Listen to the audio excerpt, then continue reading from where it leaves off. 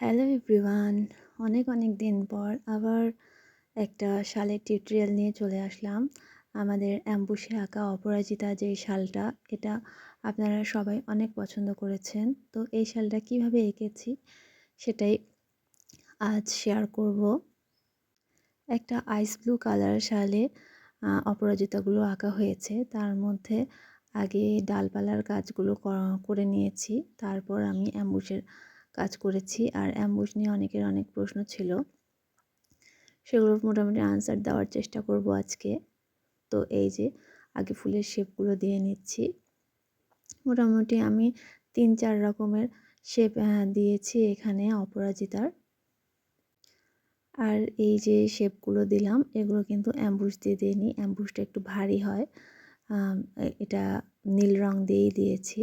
আর মাঝখানে যে সাদা পোর্শনটা দিয়েছি সেটাও কিন্তু অ্যাম্বুশ নয়। এই যে ব্লুটা যেটা দিচ্ছি এটা শুধু অ্যাম্বুশ হবে।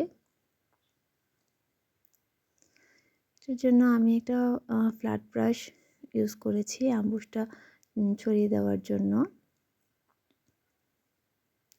তারপরে অ্যাম্বুশটা এইভাবে ভিতরের দিকে ছড়িয়ে দেব। এটাও অ্যাম্বুশ।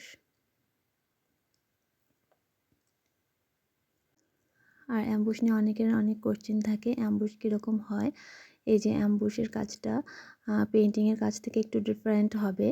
অ্যাম্বুশের কাজটা একটু ফুলে থাকে, মনে হয় যে সত্যিকারের ফুল। অপরাজিতার কাজটাও এই শালে খুব ভালোভাবে ফুটেছে। সত্যিই মনে হচ্ছে যে সত্যিকারের অপরাজিতা ফুল ছড়িয়ে আছে শালে।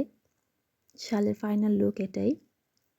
আর এই শালের কালারটাও খুবই সুন্দর।